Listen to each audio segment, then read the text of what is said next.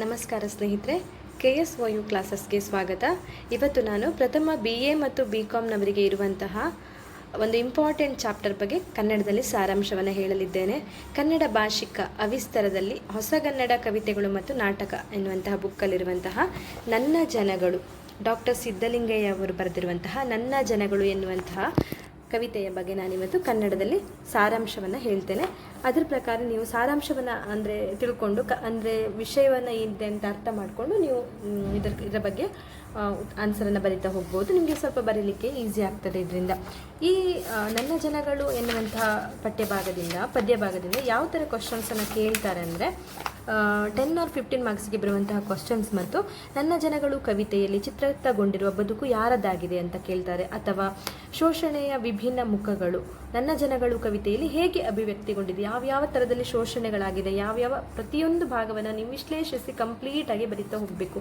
ನನ್ನ ಜನಗಳು ಕವಿತೆಯಲ್ಲಿ ಚಿತ್ರಿತಗೊಂಡಿರುವ ಬದುಕು ಯಾರದ್ದಾಗಿದೆ ಅಂದರೆ ಅದೊಂದು ಕೆಳ ಜಾತಿಯವರದ್ದು, ಕೆಳ ಅಂದರೆ ಕೀಳು ಜಾತಿಯವರ ಬಗ್ಗೆ ಬರೆದಿರುವಂಥ ಕವಿತೆ ಆಗಿರ್ತದೆ. ಅವರ ಶೋಷಣೆಯ ವಿಭಿನ್ನ ಮುಖಗಳನ್ನು ಕವಿತೆಯಲ್ಲಿ ಹೇಗೆ ಅಭಿವ್ಯಕ್ತಿಗೊಂಡಿದೆ ಅಂದರೆ ಅವರು ಒಬ್ಬರೊಬ್ಬರು ಒಂದೊಂದು ಜೀವನದ ಜೀವನಕ್ಕಾಗಿ ಎಷ್ಟು ಹೋರಾಡ್ತಾರೆ, ಎಷ್ಟೆಲ್ಲ ಕಷ್ಟಪಡ್ತಾರೆ, ಇದೆಲ್ಲವನ್ನು ಒಂದೊಂದು ಭಾಗಗಳಾಗಿ ಒಂದೊಂದು ಪ್ಯಾರಾಗ್ರಾಫಲ್ಲಿದೆ, ಅದನ್ನೆಲ್ಲ ಬಿಡಿಸಿ ನೀವು ಎಕ್ಸ್ಪ್ಲೇನ್ ಮಾಡ್ತಾ ಹೋಗಬೇಕು.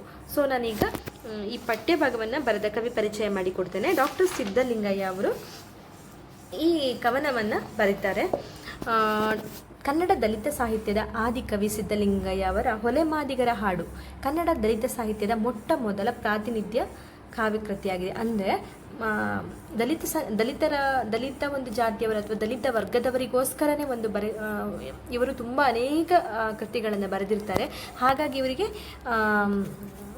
ಸಿದ್ಧಲಿಂಗನವರ ಕವಿತೆಗಳಿಗೆ ಕನ್ನಡ ಸಾಹಿತ್ಯ ಲೋಕದಲ್ಲಿ ಹೆಚ್ಚಿನ ಮಹತ್ವ ದೊರೆತಿರಲು ಕಾರಣ ಏನೆಂದರೆ ದಲಿತರ ಹಾಗೂ ಸಾಮಾಜಿಕವಾಗಿ ಅತ್ಯಂತ ಕೆಳಸ್ತರದ ಜನರ ಬದುಕು ಬವಣೆ, ಅವರ ಆತ್ಮ ವ್ಯಕ್ತಿತ್ವ, ಆ ಜನತೆ ಅನುಭವಿಸುವ ದಾರುಣ ಹಿಂಸೆ ನೋವುಗಳು ಕನ್ನಡ ಸಾಹಿತ್ಯದಲ್ಲಿ ಮೊಟ್ಟ ಮೊದಲು ಕೇಳುವುದು ಸಿದ್ಧಲಿಂಗಯ್ಯನವರ ಕವಿತೆಗಳಲ್ಲಿ ಎನ್ನುವ ಕಾರಣಕ್ಕೆ ಈ ಕನ್ನಡ ಕವಿತೆಗಳಲ್ಲಿ ಇವರಿಗೆ ಸಾಹಿತ್ಯ ಲೋಕದಲ್ಲಿ ತುಂಬ ಮನ್ನಣೆ ಕೊಡ್ತಾರೆ. ಯಾಕಂದರೆ ದಲಿತರ ವಿಷಯದಲ್ಲಿ ಅವರು ಧ್ವನಿ ಎತ್ತುತ್ತಿದ್ದಾರೆ, ತಮ್ಮ ಕವನಗಳ ಮೂಲಕ ಕಾವ್ಯಗಳ ಮೂಲಕ ಇವರು ಧ್ವನಿ ಎತ್ತುತ್ತಾ ಇದ್ದಾರೆ ಎನ್ನುವ ಕಾರಣಕ್ಕಾಗಿ ಸಾಹಿತ್ಯ ಲೋಕದಲ್ಲಿ ಇವರಿಗೊಂದು ಮಹತ್ವವಾದ ಹೆಸರಿರ್ತದೆ.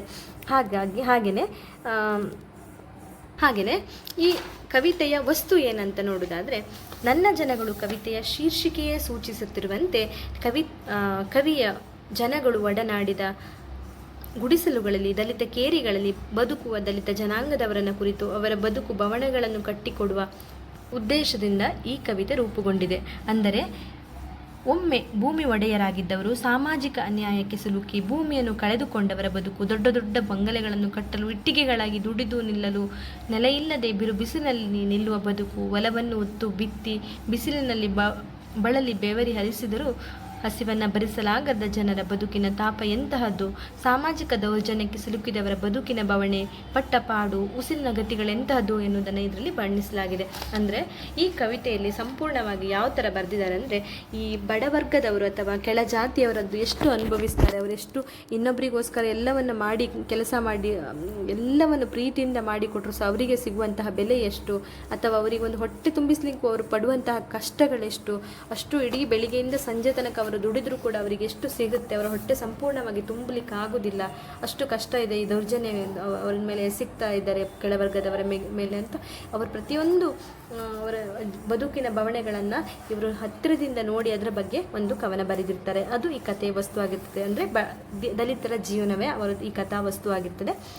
ಹಾಗೆಯೇ ಈ ಕವಿತೆಯ ನಾವು ವಿಶ್ಲೇಷಣೆ ಮಾಡೋದಾದರೆ, ಪ್ರಥಮವಾಗಿ ಹಸಿವಿನಿಂದ ಸತ್ತೋರು, ಸೈಜುಗಲ್ಲು ಹೊದ್ದೋರು, ವಧಿಸಿಕೊಂಡು ಹೊರಗಿದೋರು ನನ್ನ ಜನಗಳು, ಕಾಲು ಕೈ ಹಿಡಿದೋರು, ಕೈ ಮಡಗಿಸಿಕೊಳ್ಳೋರು, ಭಕ್ತರೋ ನನ್ನ ಜನಗಳು. ಅಂದರೆ ನಮ್ಮ ಸಮಾಜದಲ್ಲಿ ಶತಮಾನಗಳಿಂದ ಜಾತಿ ಮತಗಳ ವ್ಯವಸ್ಥೆಯನ್ನು ರೂಪಿಸಿ ದಲಿತ ವರ್ಗವನ್ನು ಕನಿಷ್ಠ ವರ್ಗವೆಂದು, ಸಮಾಜದ ಅತ್ಯಂತ ಕೆಳಶ್ರೇಣಿಯವರೆಂದು ಪರಿಗಣಿಸಿ ಊರಿನಿಂದ ಹೊರಗೆ ಇಟ್ಟು ಅವರ ನೆರಳೂ ಸೋಕದಂತೆ ಅವರನ್ನು ಅಸ್ಪೃಶ್ಯರು ಎಂದು ಪರಿಗಣಿಸಿ ಬಹು ವ್ಯವಸ್ಥಿತವಾಗಿ ಶೋಷಣೆ ಮಾಡ್ಕೊಂಡು ಬಂದಿದೆ. ಅಂದರೆ ಜಾತಿ ಕೆಳವರ್ಗದವರನ್ನು ಅವರನ್ನು ಮುಟ್ಲೂಬಾರ್ದು, ಅವ್ರು ನಮ್ಮ ಹತ್ರನೂ ಸುಳಿಯಬಾರ್ದು, ಅಥವಾ ಒಂದು ಸಭೆ ಸಮಾರಂಭಗಳಲ್ಲಿ ಕೂಡ ಅವ್ರು ನಮ್ಮ ಜೊತೆ ಹತ್ತಿರ ಇರಬಾರ್ದು, ಅವರನ್ನೊಂದು ಅಸ್ಪೃಶ್ಯರು ಮುಟ್ಲೂಬಾರ್ದು ಅನ್ನೋ ಅವರನ್ನು ತುಂಬ ಹೀನಾಯವಾಗಿ ಅವರನ್ನು ನೋಡ್ಕೊಂಡು ಊರಿಂದ ಹೊರಗಡೆ ಇಡುವಂಥದ್ದು ತುಂಬ ಅನೇಕ ಶೋಷಣೆಗಳು ನಡೀತಾ ಬಂದಿವೆ. ಇಂತಹ ಮಾನವೀಯ ಪದ್ಧತಿ ಇರುವ ಯಾವ ಸಮಾಜವು ಉದ್ಧಾರವಾಗುವುದು ಸಾಧ್ಯವಿಲ್ಲವೆಂದು ಬುದ್ಧ, ಬಸವಣ್ಣ, ಗಾಂಧಿ, ಅಂಬೇಡ್ಕರ್ ಇಂತಹ ಸಾಮಾಜಿಕ ಪರಿಸರದ ವಿರುದ್ಧ ದೊಡ್ಡ ಆಂದೋಲನವನ್ನೇ ರೂಪಿಸಿದರೂ ಕೂಡ ಈ ಒಂದು ವ್ಯವಸ್ಥೆ ಏನಿದೆ ಇದು ಹಾಗೇ ಉಳಿದುಕೊಂಡಿದೆ, ಇದು ಏನು ಬದಲಾಗಿಲ್ಲ.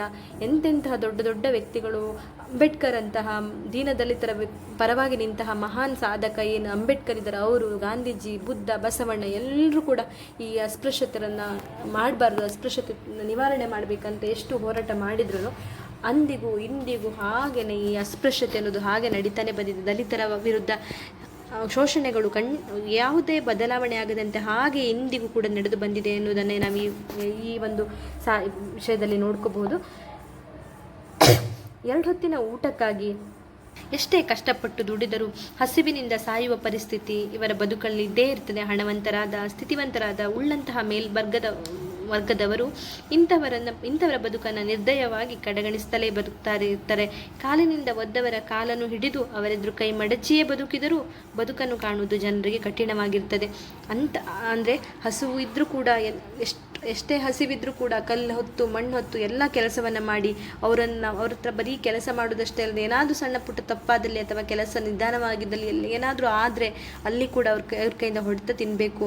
ಅವ್ರದ್ದೇ ಕೈಕಾಲು ಒತ್ತಿ ಅವರ ಕೈಕಾಲು ಹಿಡಿದು ಬೇಡಿಕೊಂಡು ಅಷ್ಟು ಕೆಲಸ ಮಾಡಿದರೂ ಕೂಡ ಅವರಿಗೆ ಹೊಟ್ಟೆ ಬೇಕಾಗುವಷ್ಟು ಸಿಗುವುದಿಲ್ಲ.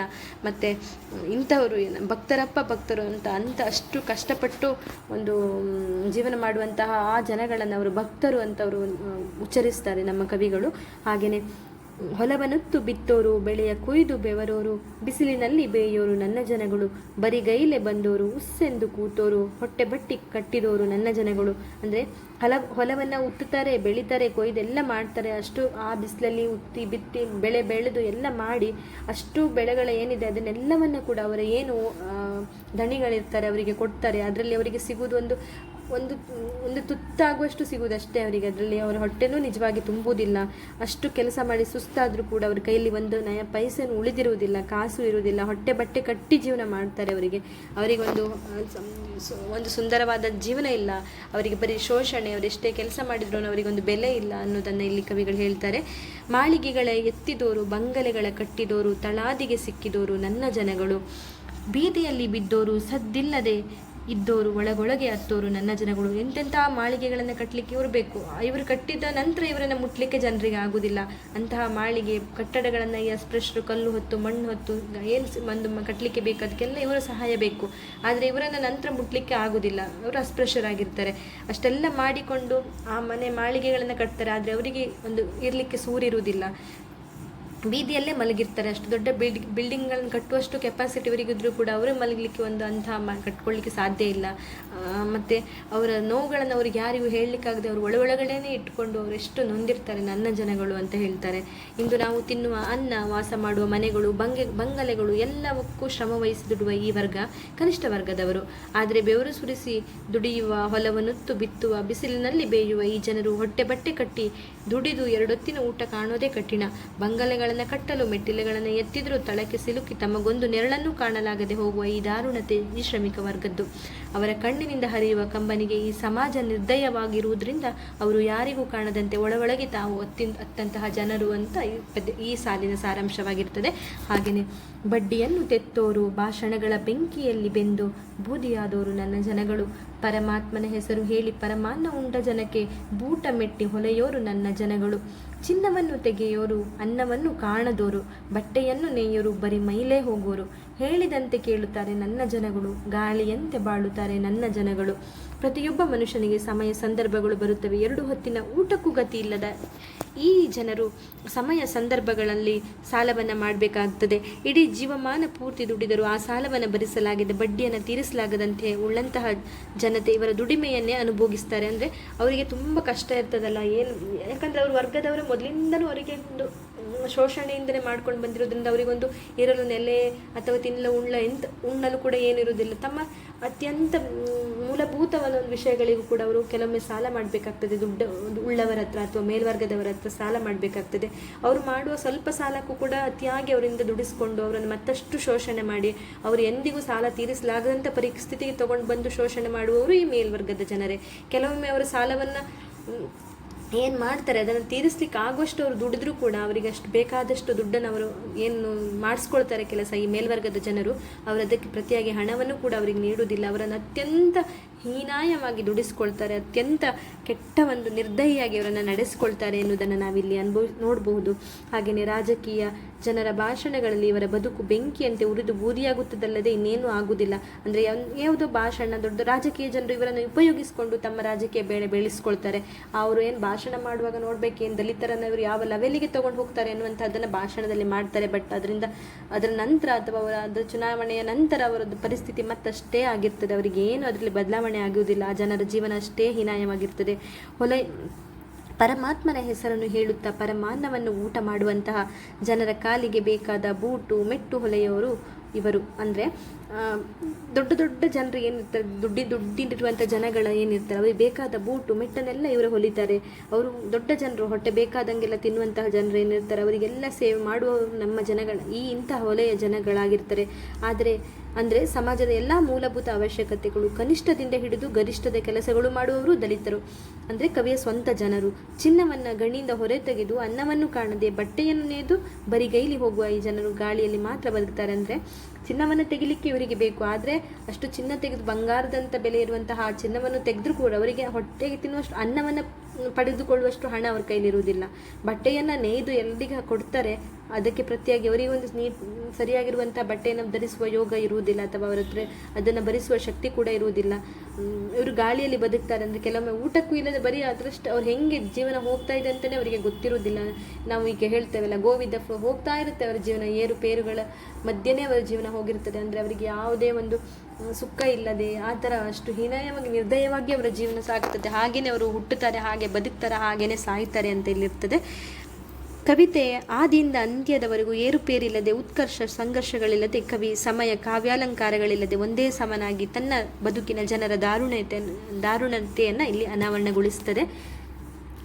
ಹಾಗೆ ಅಂದರೆ ಟೋಟಲ್ ಆಗಿ ಈ ಸಾರಾಂಶದಲ್ಲಿ ಈ ಪದ್ಯದಲ್ಲಿ ಏನಿದೆ ಅಂದರೆ ನನ್ನ ಜನಗಳು ಹೀನ ವರ್ಗ ಅಥವಾ ದಲಿತ ವರ್ಗದ ಜನರು ಏನಿರ್ತಾರೆ ಅವರು ಮೇಲ್ವರ್ಗದ ಜನರಿಂದ ಯಾವೆಲ್ಲ ಥರನಾಗಿ ಅವರು ಶೋಷಣೆಗೆ ಒಳಗಾಗ್ತಾರೆ ಅನ್ನುವಂತಹದ್ದಂದರೆ ನಿಮಗೆ ಇಲ್ಲಿ ಶೋಷಣೆಯ ಹಲವು ಮುಖಗಳು ಅಂತ ಕೇಳಿದಾಗ ನೀವು ಅವರು ಗದ್ದೆ ಕೆಲಸ ಮಾಡುವಾಗ ಎಷ್ಟು ಕಷ್ಟಪಟ್ಟು ಗದ್ದೆ ಕೆಲಸ ಮಾಡ್ತಾರೆ, ಅಲ್ಲಿ ಅವರ ಪರಿಸ್ಥಿತಿ ಹೇಗಿರ್ತದೆ, ಅವ್ರಿಗೆ ಹೊಟ್ಟೆ ತುಂಬ ಊಟ ಮಾಡಲಿಕ್ಕಿಲ್ಲ, ಅವರಿಂದ ನೋವು ಪಡ್ತಾರೆ, ತುಳಿಸ್ಕೊಳ್ತಾರೆ, ಹೊಡೆತ ತಿಂತಾರೆ, ಎಲ್ಲವನ್ನ ಮಾಡ್ತಾರೆ. ಅಷ್ಟೆಲ್ಲ ಹೊಲವನ್ನು ಬೆಳೆದು ಮಾಡಿದರೂ ಕೂಡ ಅವರಿಗೆ ಹೊಟ್ಟೆ ತುಂಬಿಷ್ಟು ಅವರಿಗೆ ಅನ್ನ ಇಲ್ಲ. ದೊಡ್ಡ ದೊಡ್ಡ ಮಾಳಿಗೆಗಳನ್ನು ಕಟ್ತಾರೆ. ಆ ಮಾಳಿಗೆಗಳನ್ನು ಕಟ್ಟಿ ಅಲ್ಲಿ ಅವರಿಗೆ ಒಂದು ಸ್ವಂತ ನೆಲೆ ಇಲ್ಲದೆ ಸೂರಿಲ್ಲದೆ ಅವರು ಬದುಕ್ತಾರೆ, ಬೀದಿಯಲ್ಲಿ ಬೀಳ್ತಾರೆ. ತನ್ನ ನೋವುಗಳನ್ನು ಯಾರಿಗೆ ಹೇಳ್ಕೊಳ್ಳಿಕ್ಕೂ ಆಗುವುದಿಲ್ಲ, ಯಾಕಂದರೆ ಅವರ ನೋವುಗಳನ್ನು ಕೇಳಲಿಕ್ಕೂ ಕೂಡ ಯಾರಿರುವುದಿಲ್ಲ, ಅಂತಹ ಪರಿಸ್ಥಿತಿ ಇರ್ತದೆ. ಹಾಗೆ ದೊಡ್ಡ ದೊಡ್ಡ ರಾಜಕೀಯ ಭಾಷಣಗಳಲ್ಲಿ ಕೂಡ ಇವರನ್ನು ಉಪಯೋಗಿಸಿಕೊಂಡೇ ಜನರು ಮೇಲೆ ಬರ್ತಾರೆ. ರಾಜಕೀಯ ಜನರೇನಿರ್ತಾರೆ ಅವರು ಮೇಲೆ ಬರ್ತಾರೆ. ಹಾಗಾದರೆ ಅವರು ಬರೀ ಅವರ ಭಾಷಣಕ್ಕಷ್ಟೇ ಇವರ ವಿಷಯವಾಗಿರ್ತದೆ ಬಿಟ್ಟರೆ ಅವರದ್ದು ಭಾಷಣ ಅಥವಾ ಚುನಾವಣೆಯ ನಂತರ ಏನು ಅವರದ್ದು ಪರಿಸ್ಥಿತಿ ಏನು ಸುಧಾರಣೆಗೆ ಹೋಗುವುದಿಲ್ಲ. ಹಾಗೆ ಚಿನ್ನ ತೆಗೆಯುವುದು ಅಂತಹ ದೊಡ್ಡ ದೊಡ್ಡ ಕಠಿಣವಾದ ಕೆಲಸಗಳಲ್ಲಿ ಕೂಡ ಇವರೇ ಬೇಕು, ದಲಿತರೇ ಬೇಕು. ಆದರೆ ಚಿನ್ನ ತೆಗೆದವರಿಗೆ ಒಂದು ಅನ್ನ ನೋಡಲಿಕ್ಕೂ ಕೂಡ ಹಣ ಇಲ್ಲ, ಅಷ್ಟು ಕಠಿಣವಾಗಿರ್ತದೆ ಅವರ ಜೀವನ. ಬಟ್ಟೆಯನ್ನು ನೇಯ್ತಾರೆ, ಬಟ್ಟೆ ಹಾಕಲಿಕ್ಕೆ ಅವರಿಗೆ ಆಗುವುದಿಲ್ಲ. ಹಾಗೆ ಯಾರು ಹೇಳಿದ್ದು ಎಲ್ಲವನ್ನು ಕೇಳಿಕೊಂಡು ಒಂಥರ ತುಂಬ ಹೀನಾಯವಾಗಿ ಅವರು ಬದುಕ್ತಾರೆ. ಆದರೆ ಅವರಿಗೆ ಒಂದು ಸುಂದರವಾದ ಜೀವನ ಅಥವಾ ಹೊಟ್ಟೆ ತುಂಬ ತಿಂದು ಒಂದು ಮೂಲಭೂತವಾದ ಒಂದು ತಮ್ಮ ಆಸೆಗಳನ್ನು ಈಡೇರಿಸಿಕೊಳ್ಳಿಕ್ಕೂ ಕೂಡ ಈ ದಲಿತ ಜನಾಂಗದವರಿಗೆ ಕಷ್ಟ ಆಗ್ತದೆ ಎನ್ನುವಂತಹದನ್ನು ನಾವಿಲ್ಲಿ ನೋಡ್ಬೋದು. ಸಂಪೂರ್ಣವಾಗಿ ಕವಿತೆ ಏನಿದೆ ಇದು ಶೋಷಣೆಯ ವಿವಿಧ ಮುಖಗಳನ್ನು ನಮಗೆ ತೆರೆದಿಡಲ್ಪಡ್ತದೆ. ಹಾಗೆಯೇ ಯಾವ ರೀತಿಯೆಲ್ಲ ಈ ಜನಗಳು ಅನುಭವಿಸ್ತಾರೆ ಕಷ್ಟಗಳನ್ನು ಎನ್ನುವಂತಹದನ್ನು ನಾವು ಪ್ರತಿ ಲೈನ್ನಲ್ಲಿ ಕೂಡ ನೋಡಬಹುದು. ಈ ಪದ್ಯದಲ್ಲಿ ನಾನು ಇವಾಗಲೇ ಹೇಳಿದಂತೆ ಎರಡು ಥರ ಕ್ವಶನ್ಸ್ ಕೇಳ್ತಾರೆ. ನನ್ನ ಜನಗಳು ಕವಿತೆಯಲ್ಲಿ ಚಿತ್ರಿತಗೊಂಡಿರುವ ಬದುಕು ಯಾರದಾಗಿದೆ ಅಂದರೆ ದಲಿತ ವರ್ಗದವರದಾಗುತ್ತೆ. ಯಾವ ಥರ ಆಗಿದೆ ಅಂತ ನೀವೆಲ್ಲ ಎಕ್ಸ್ಪ್ಲೇನ್ ಮಾಡಬೇಕು. ಅದೇ ಶೋಷಣೆ ವಿಭಿನ್ನ ಮುಖಗಳು ಕೂಡ ಇದನ್ನು ನೀವು ಎಕ್ಸ್ಪ್ಲೇನ್ ಮಾಡ್ತಾ ಹೋಗಬೇಕು. ಈಗ ನಾವು ನೋಡ್ತೇವಲ್ವ, ನಮ್ಮ ಸುತ್ತಮುತ್ತಲಿರುವಂತಹ ಜನರು ಏನಿದ್ದಾರೆ ಅವರು ಯಾವ ಥರ ಎಲ್ಲ ಕಷ್ಟಪಡ್ತಾರೆ ಅದನ್ನೆಲ್ಲ ನಾವು ನೋಡಿ, ನಮ್ಮಿಂದ ಕೆಳಗಿರುವಂತಹ ಜನಗಳು ಅಂತ ವರ್ಗದವರು ಅಂತ ಏನು ಪರಿಗಣಿಸಲ್ಪಟ್ಟು ನೋಡ್ತೇವಲ್ಲ, ಅದನ್ನೆಲ್ಲ ನಾವು ಬರಿಬೇಕು. ಎಷ್ಟು ಹೀನಾಯ ಪಡ್ತಿದ್ದಾರೆ, ಜನರ ಪರಿಸ್ಥಿತಿಯೆಲ್ಲ ಎಷ್ಟು ಕಷ್ಟ ಆಗಿದೆ, ಅದೆಲ್ಲವನ್ನು ನೀವು ಎಷ್ಟು ಮಾರ್ಕ್ಸ್ಗೆ ಆ ಕ್ವಶನ್ಸ್ ಬಂದಿದೆ ಅದರ ಅನುಸಾರ ನೀವು ಎಕ್ಸ್ಪ್ಲೇನ್ ಮಾಡ್ತಾ ಹೋಗಬೇಕು ಸ್ನೇಹಿತರೆ. ಅಷ್ಟೇನು ಕಷ್ಟ ಇಲ್ಲ ಇದು ಬರೀಲಿಕ್ಕೆ, ನಿಮಗೆ ತುಂಬ ಈಸಿಯಾಗಿರ್ತದೆ. ಹಾಗೆ ಇದರಲ್ಲಿ ಸಂದರ್ಭ ಸ್ವಾರಸ್ಯಗಳು ಅಂತ ಕೂಡ 5 ಮಾರ್ಕ್ಸಿಗೆ ಕೇಳುವಂಥ ಸಾಧ್ಯತೆಗಳಿರ್ತದೆ. ಅಂದರೆ ಕಾಲು ಕೈಯ ಹಿಡಿಯೋರು, ಕೈ ಮಡಿಸಿಕೊಳ್ಳೋರ ಭಕ್ತರಪ್ಪ ಭಕ್ತರು ನನ್ನ ಜನಗಳು ಅಂತ ಹಿಂಗೆ ಕೊಡ್ತಾರೆ 2 ಲೈನ್. ಆಗ ನೀವು ಕಂಪ್ಲೀಟಾಗಿ ಬರೀಬೇಕು ಈ ಸಂದರ್ಭ. ಅಂದರೆ ಇದನ್ನು ನಮ್ಮದು ಈ ಪಠ್ಯಭಾಗದಿಂದ, ಅಂದರೆ ನನ್ನ ಜನಗಳು ಎನ್ನುವಂಥ ಪಠ್ಯಭಾಗದಿಂದ ಏನು ನಮ್ಮ ಕವಿಗಳೇನಿದ್ದಾರೆ ಡಾಕ್ಟರ್ ಸಿದ್ಧಲಿಂಗನಯ್ಯವರು ಬರೆದಿರುವಂಥ ನನ್ನ ಜನಗಳು ಕವಿತೆಯಿಂದ ಪಡೆದು ಈ ವಾಕ್ಯವನ್ನು ತೆಗೆದಾಗಿದೆ. ಹಾಗೆಯೇ ಹೊಲೆ ಮಾದಿಗರ ಹಾಡು ಎನ್ನುವ ಸಂಕಲನದ ಮೊಟ್ಟ ಮೊದಲ ಕವಿತೆ ನನ್ನ ಜನಗಳಾಗಿದೆ. ಸಿದ್ಧಲಿಂಗಯ್ಯನವರ ಬರೆದಂತಹ ಈ ಪಠ್ಯಭಾಗದಿಂದ ಈ ವಾಕ್ಯವನ್ನು ತೆಗೆದುಕೊಳ್ಳಲಾಗಿದೆ. ಹಾಗೂ ಸಿದ್ಧಲಿಂಗಯ್ಯನವರ ಪ್ರಥಮ ಕವನ ಸಂಕಲನವಾದ ಹೊಲೆ ಮಾದಿಗರ ಹಾಡು ಎನ್ನುವಂತಹ ಕವನ ಸಂಕಲನದ ಮೊಟ್ಟ ಮೊದಲ ಕವಿತೆ ನನ್ನ ಜನಗಳಾಗಿದೆ. ಮತ್ತು ಹಾಗೆಯೇ ಕವಿತೆ ವಸ್ತುಗಳನ್ನೆಲ್ಲ ನೀವು ಬರೀಬಹುದು. ಇಲ್ಲಿ ಬಡ ವರ್ಗದವರ, ಅಂದರೆ ದೀನ ವರ್ಗದವರ, ಹೀನ ವರ್ಗದವರ ಅಥವಾ ದಲಿತ ವರ್ಗದವರ ಬಗ್ಗೆ ಶೋಷಣೆ ವಿಭಿನ್ನ ಮುಖಗಳನ್ನು ಈ ಕವಿತೆ ತೆರೆದಿರ್ತದೆ. ಹಾಗೆಯೇ ಜನರು ಅವರವರ ಕಷ್ಟಕ್ಕಾಗಿ ಅವರು ಎಷ್ಟೆಲ್ಲ ಕಷ್ಟಪಡ್ತಾರೆ, ಜೀವನಕ್ಕಾಗಿ ಎಷ್ಟೆಲ್ಲ ಕಷ್ಟಪಡ್ತಾರೆ ಅದನ್ನೆಲ್ಲ ಎಕ್ಸ್ಪ್ಲೇನ್ ಮಾಡಿಕೊಂಡು ಆ ವಾಕ್ಯ ಎಲ್ಲಿಗೆ ಯಾವ ರೀತಿಯಾಗಿ ಇದೆ ಅನ್ನೋದನ್ನು ನೋಡಿ ನೀವು ಆ ಸಂದರ್ಭಕ್ಕನುಸಾರ ನೀವು ಅದನ್ನು ಎಕ್ಸ್ಪ್ಲೇನ್ ಮಾಡ್ತಾ ಹೋಗಬೇಕು. ಹಾಗೆ ಈ ಮಧ್ಯ ವಾಕ್ಯ ಯಾವುದಕ್ಕೂ ನಿಮ್ಮ ಮೊದಲು ನೀವು ಕಂಪ್ಲೀಟ್ ಏನು ಪದ್ಯ ಇದೆ ಅದನ್ನು ಒಂದ್ಸಲ ಓದ್ಕೊಂಡ್ರೆ ನಿಮಗೆ ಅದು ಯಾವ ಚಾಪ್ಟರಿಂದ ಬಂದಿದೆ ಅಂತ ಸಡನ್ನಾಗಿ ನೆನಪಾಗ್ತದೆ. ಅದರ ನಂತರ ನಿಮಗೆ ಕಂಪ್ಲೀಟಾಗಿ ನಿಮಗೆ ತಲೆಯಲ್ಲಿ ಆನ್ಸರ್ ಬರಲಿಕ್ಕೆ ಗೊತ್ತಾಗ್ತದೆ. ಹಾಗೆ ನೀವೆಲ್ಲವನ್ನು ಬರಿಬೋದು. ಅದು ಎಷ್ಟು ಮಾರ್ಕ್ಸಿಗೆ ಬಂದಿದೆ ಅದರ ಅನುಸಾರ ನೀವು ಅದನ್ನು ಎಕ್ಸ್ಪ್ಲೇನ್ ಮಾಡ್ತಾ ಹೋಗಬೇಕಾಗ್ತದೆ. ಧನ್ಯವಾದಗಳು ಸ್ನೇಹಿತರೆ.